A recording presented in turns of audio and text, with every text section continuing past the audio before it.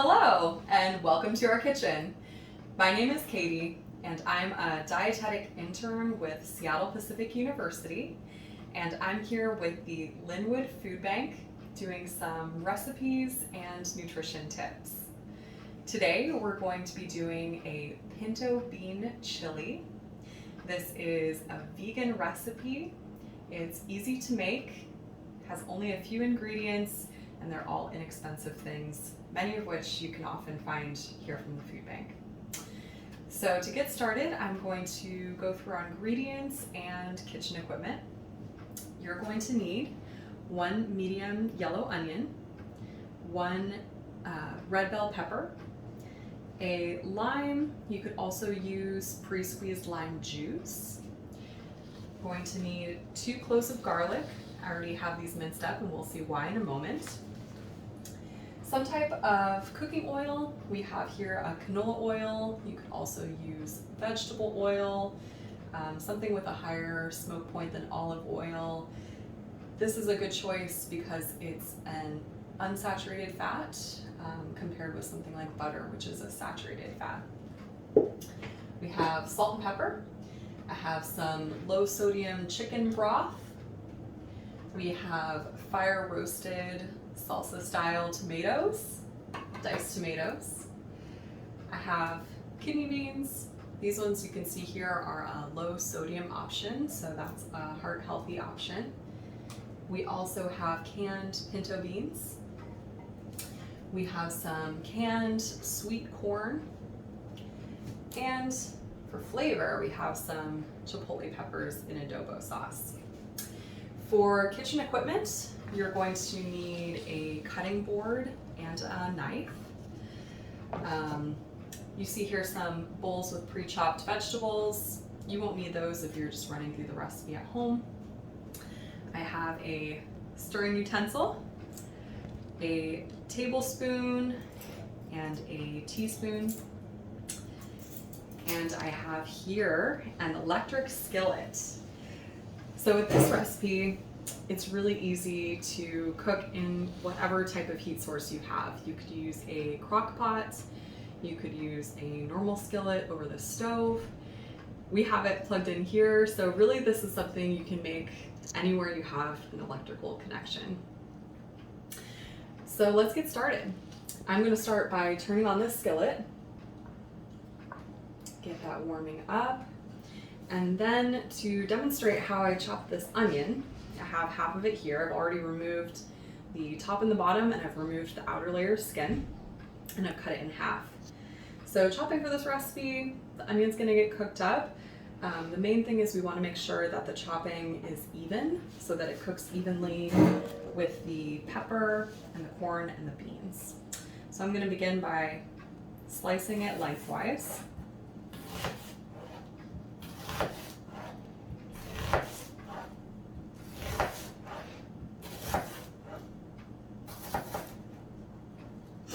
I'm going to spin it 90 degrees, slice lengthwise again. This will produce some nice, even square shapes. Okay, I'm just going to add this to the rest of the onion that I have pre-chopped. Okay, our skillet is starting to heat up, so the first thing we're going to add is 4 tablespoons of our oil. So like I said, any kind of oil that you have at home will work for this. Vegetable oil and canola oil will cook a little better than olive oil, but both vegetable and canola oil are an unsaturated fat, which is a heart healthy option to something like butter, lard, or ghee. So we have here, we're going to be doing a double of this recipe today since we have so many faces to feed here at the food bank. But the recipe that produces 6 servings is the one that I will be conveying the recipe volume for. So for a 6 serving amount, we'll be adding 2 tablespoons of oil to our skillet. I'm just gonna swoosh this around. Next we'll be adding our onion. And what I like to do to test if the oil is hot enough, I'll just add one small piece of onion, and if it starts to sizzle and boil, then you know that the oil is hot enough. So let's see where we're at. Not quite yet. While that's waiting to heat up, I'm going to start to chop up this bell pepper. I've already removed the stem, and I've removed the seeds and most of the gills, which are these white parts. They're a little more bitter, but you can absolutely include them in your recipe if you want. So bell pepper is really high in fiber, which is great for digestive health and heart health. It's also really high in vitamin C, which is good for immunity. See, our onion is starting. Come back to the bell pepper. So here I have the rest of our onion. For the recipe for 6 servings, you're going to want to chop up 1 medium-sized yellow onion. Going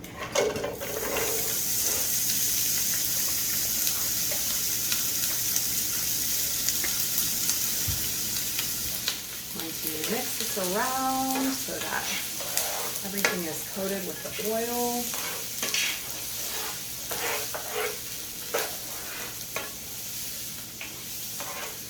This onion we're going to cook in the oil for about 5 minutes until the pieces start to become translucent.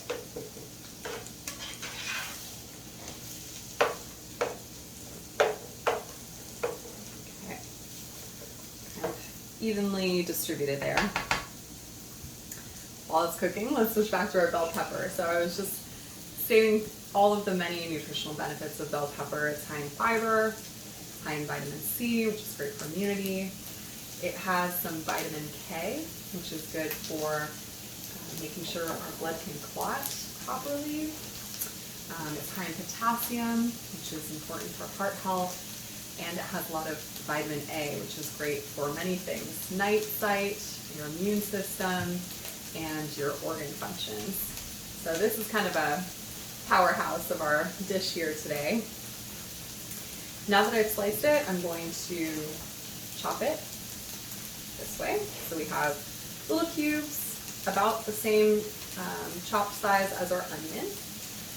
And again, we want the things that we're chopping up to be approximately similar in size because that way they will cook evenly.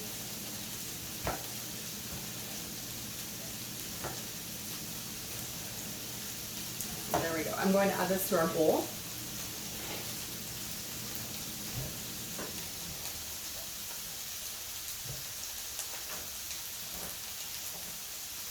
Onion is really starting to smell great already. So onion, similar to garlic and ginger, is an aromatic.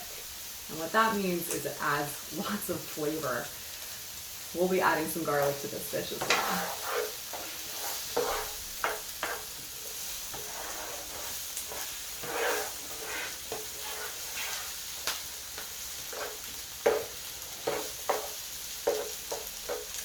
And if you are cooking this over a stovetop with a skillet or a large pot, you want this over a medium heat.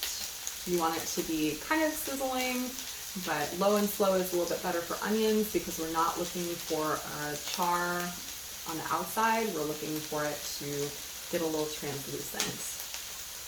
That will make the onion taste sweeter and add some of that flavor to the oil it's cooking in. We're looking about ready here. So next we're going to be adding our garlic and the red bell pepper. The garlic I have already minced here. And the reason you want to mince your garlic a little bit in advance from when you want to add it, mincing it will break up the cells, which releases stored enzymes that then can react with oxygen in the room.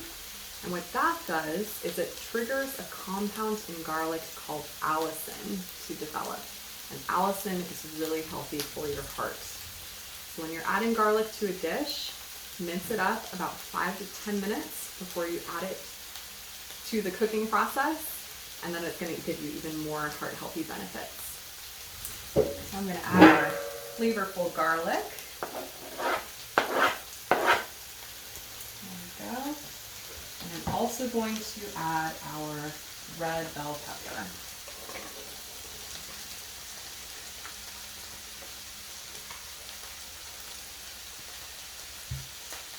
Give this a good stir.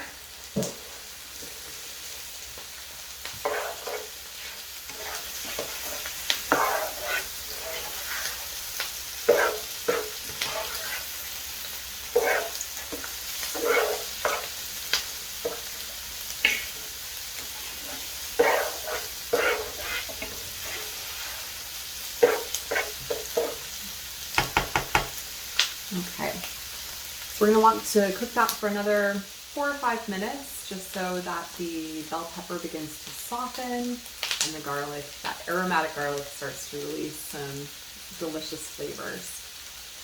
Next up, we're going to be adding all of our canned ingredients. So over here, let's start pulling them over. We have these fire roasted tomatoes. This is maybe one of the most substitutable ingredients of this recipe. You can use any kind of diced tomatoes. You can even use fresh tomatoes. And we'll go over heart-healthy swaps near the end of this video, but this is one that with salt is a high contributor of sodium, so if that is something you're wanting to watch, this is something you can look for a low sodium option. We're also going to be adding our beans. Same with the tomatoes. You can look for a low sodium option if that's something that you're looking to watch for. We're going to be adding our corn, and we're going to be adding our broth or water, again with the sodium option. The chicken broth adds a little bit of extra sodium, but also adds a little bit of extra protein. So there's benefits to the broth. If it's something you want to add water for, you don't have broth, that's a good substitution there. And lastly, our chipotle peppers. This is something that you can find typically in your supermarket in the Mexican food section. If you don't have these, you could also substitute 2 teaspoons of chili powder and 1 teaspoon of cumin. Similarly with the salt, if that's a salt change you want to make, you can add spices instead. So I'm going to start by adding these tomatoes. Shift that over here.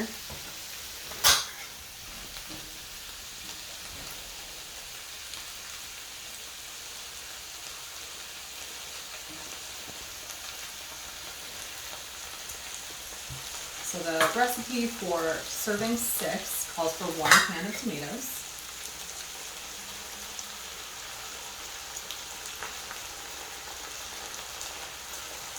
Next, I'm going to add our beans. So we have canned beans, which means they were already soaked. I have drained and rinsed these before we began filming. But you could use dried beans, in which case you're going to want to soak those beans overnight or at least for 12 hours. And the reason why it's important to soak dried beans is because it starts to soften the outer skin, but also it breaks down something in the dried beans called phytic acid. And phytic acid is not digestible, so it can cause digestive irritation, but also it binds with minerals we do want in our food, like calcium and zinc and magnesium. Phytic acid will bind to those in your digestive tract and you'll excrete them. So it prevents you from being able to absorb those minerals that you do want. So if you're using dried beans, soak them overnight or for 12 hours. So all of those nutrients you're getting from the beans and from the other foods they're combined with are going to be available for you to digest. Alright, mixing everything up here. So in this recipe for 6, you would add 1 can or about 14 ounces of kidney beans and 1 can or 14 ounces of pinto beans. And then the 1 can of diced tomato.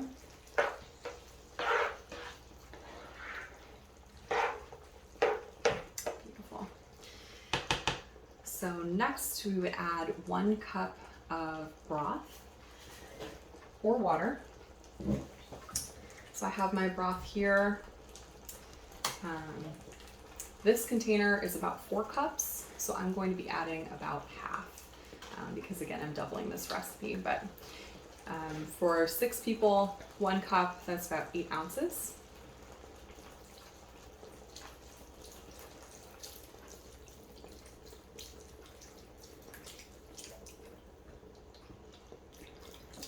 Cooking doesn't have to be an exact science. All right, I'm also going to add our sweet corn kernels. These ones are canned. You could also use frozen corn, or you can use fresh corn if it's in summer and it's in season. So I'm gonna be adding this 1 can. If you're doing this recipe for 6 servings, you'd want to add a half a can.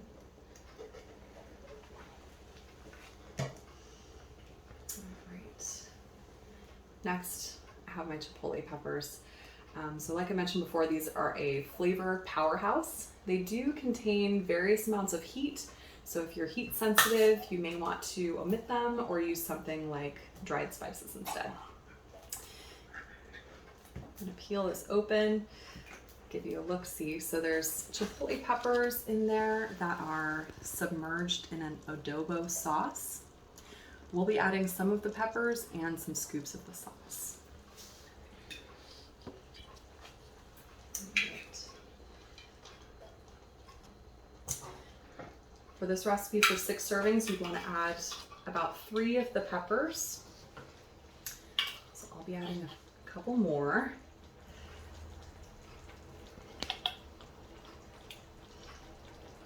And I'm just going to mince them up a bit first, so that they're evenly distributed. And I'm also going to scoop out and add about 2 tablespoons of the adobo sauce.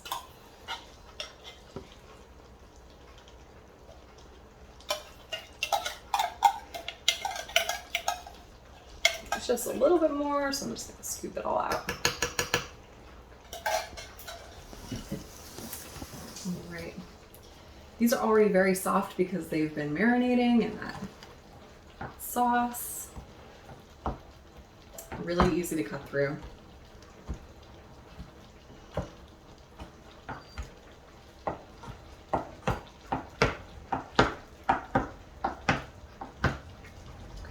Now I'm going to scoop this in. This adds so much flavor. It's really an easy way to make something like chili like this one. If you're making enchilada sauce, soups, it has so much flavor in it that it really eliminates much need to add many other spices at all. I'm just gonna stir this up. All right, we're almost fully combined here. The last thing that I'm going to add near the end is our lime juice. So 1 medium lime typically has about 2 tablespoons of juice.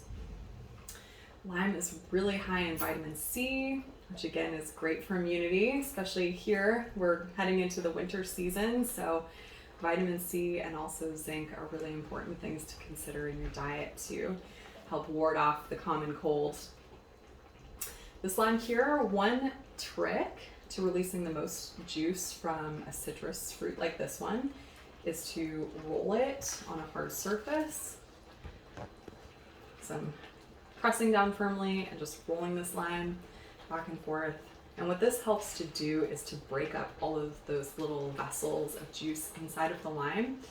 I can feel it's even feeling a little bit softer, so that when I cut it open, more of that juice would be easily released.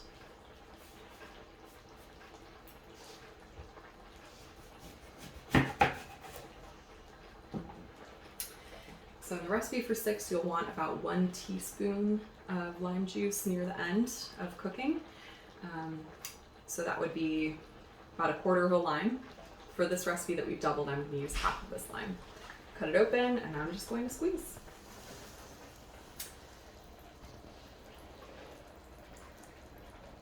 So this lime is high in acidity, and when you're cooking something like chili, acidity is important because it's going to help to break down those harder plant proteins in the beans. It's going to help to break down the skins in the beans and the corn and the bell pepper, and that's going to make those things easier to digest. All right, all of our ingredients are here. The only other thing to consider would be salt and pepper, and those I would suggest adding near the end so you can taste it and add as much as you want to make it good to taste for you. Before we leave, I wanted to go over some low sodium options to make this chili low in sodium. As the recipe stands, one serving is about 200 calories. It is about 30 grams of carbohydrate, 6 grams of fat, 9 grams of proteins. Beans are a great protein source. 7 grams of fiber. It's also really high in fiber, and it's about 560 milligrams of sodium. That's kind of on the verge of where you want to be for a particular meal if you are watching sodium, you're on a heart-healthy diet. So what are some substitutions? Well, first we had our canned tomatoes. You could either use fresh tomatoes or you could use a low sodium or no sodium diced tomato option. We have our canned beans. And here was great because we had one that was full sodium and we have one that's no sodium. We went over how to soak dried beans. So if you wanted to soak dried beans, that would be a no sodium option as well. Our broth, so this one's low sodium. If you wanted no sodium, substitute this with water. We have our chipotle peppers. This adobo sauce is high in sodium. If you wanted to omit these and use chili powder and cumin instead, that would be a no sodium option. And lastly, added salt. How much salt you want to add is completely up to your discretion. So if you're really trying to cut back on the sodium of this dish, omit the salt. It has garlic, it has onion, it has lots of flavor that will make it tasty and hearty. Great for going into the winter season. So again, my name is Katie. I hope you enjoyed this dish with us today, and stay tuned for more recipes and nutrition tips from the Lynnwood Food Bank. Thank you.